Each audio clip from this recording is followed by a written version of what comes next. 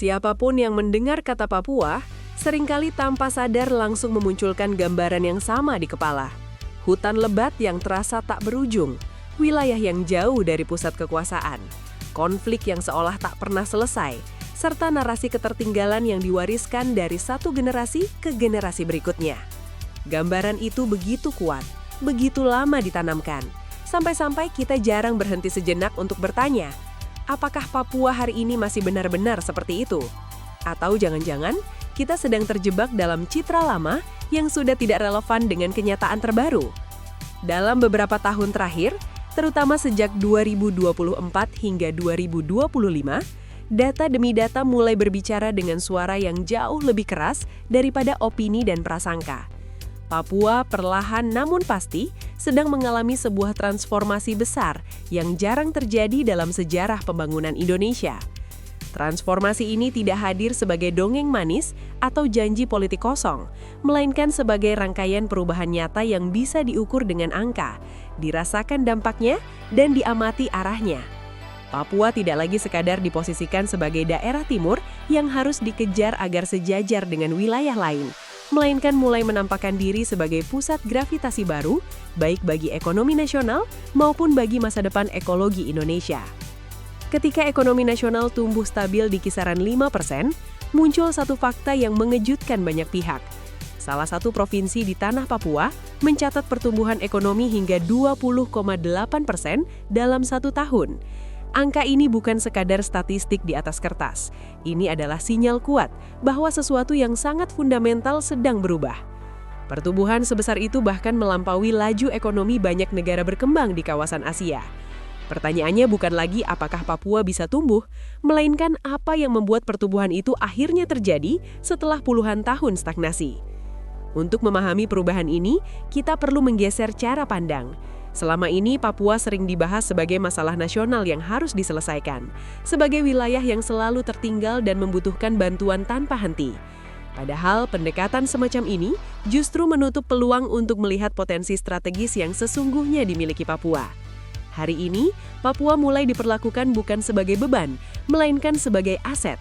Aset strategis yang memiliki peran penting dalam ekonomi, geopolitik, dan bahkan dalam agenda global terkait perubahan iklim. Salah satu fondasi terpenting dari transformasi ini adalah perubahan radikal dalam tata kelola pemerintahan.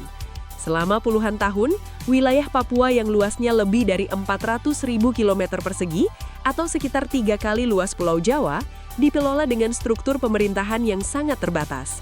Dengan hanya 1 atau 2 pusat kekuasaan provinsi, rentang kendali menjadi terlalu luas, pelayanan publik menjadi lambat, dan kehadiran negara terasa jauh bagi masyarakat di pedalaman. Kondisi ini menciptakan jurang besar antara kebijakan di atas kertas dan realitas di lapangan. Inilah latar belakang mengapa periode 2022 hingga 2024 menjadi titik balik penting. Pemekaran daerah otonomi baru bukan sekadar langkah administratif, melainkan sebuah rekayasa ulang tata kelola pemerintahan terbesar dalam sejarah modern Indonesia. Dengan hadirnya 6 provinsi di tanah Papua, negara secara sadar memutuskan untuk mendekatkan pusat pelayanan kepada rakyatnya. Setiap wilayah kini memiliki karakter, kebutuhan, dan potensi yang lebih spesifik, sehingga kebijakan dapat dirancang dengan lebih presisi. Dampak dari perubahan struktur ini mulai terasa dengan cepat. Salah satu indikator paling jelas adalah serapan anggaran. Pada 2025, untuk pertama kalinya dana otonomi khusus di beberapa provinsi baru tersalurkan hingga 100%. Ini bukan sekadar angka administratif, melainkan tanda bahwa mesin birokrasi yang selama ini macet mulai bergerak. Uang negara tidak lagi mengendap di rekening pemerintah daerah, tetapi benar-benar berputar di pasar-pasar lokal, menghidupkan aktivitas ekonomi di Wamena, Nabire, Merauke, dan berbagai kota lainnya. Keistimewaan Papua tidak berhenti pada aspek administratif dan fiskal. Papua juga menjadi laboratorium demokrasi yang unik di Indonesia. Melalui mekanisme jalur pengangkatan di tingkat DPRK, negara memberikan ruang khusus bagi orang asli Papua untuk terlibat langsung dalam proses pengambilan keputusan politik tanpa harus terjebak dalam sistem pemilu yang mahal dan seringkali tidak adil bagi masyarakat adat. Kepala suku, tokoh perempuan, dan pemuka agama kini memiliki jalur representasi yang lebih setara. Ini adalah bentuk afirmasi politik yang jarang ditemukan, bahkan di tingkat global. Dari sisi keuangan, dana otonomi khusus juga mengalami perubahan mendasar. Kenaikan persentase dana bukan cek kosong.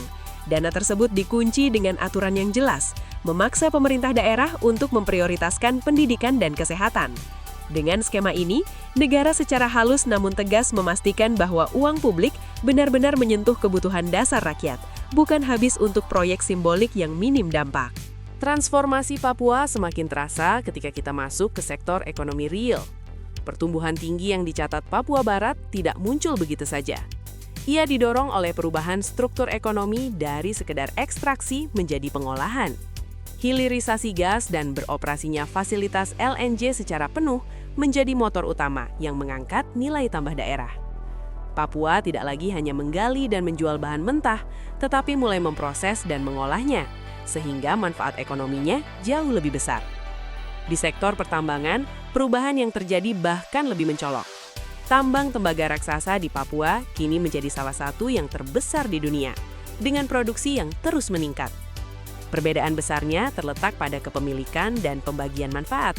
Jika dulu keuntungan utama lebih banyak mengalir ke luar negeri, kini mayoritas manfaat ekonomi masuk ke kas negara.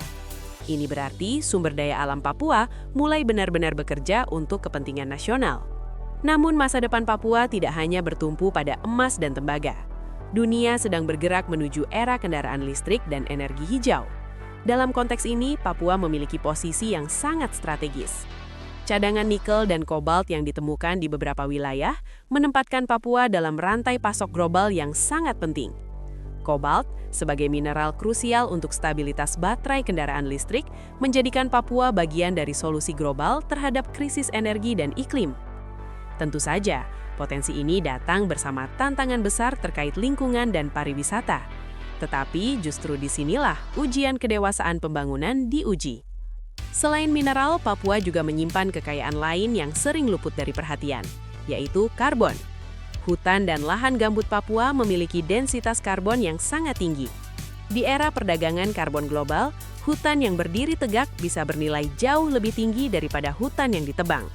Dengan pengelolaan yang tepat, Papua berpotensi memperoleh pendapatan besar hanya dengan menjaga alamnya tetap lestari. Ini membuka jalan bagi model pembangunan baru yang tidak merusak, melainkan memanfaatkan nilai ekologis sebagai sumber kesejahteraan. Meski demikian, semua kekayaan itu tidak akan berarti jika masalah klasik Papua, yakni mahalnya logistik, tidak diselesaikan. Selama bertahun-tahun, isolasi geografis membuat harga barang kebutuhan pokok melambung tak masuk akal.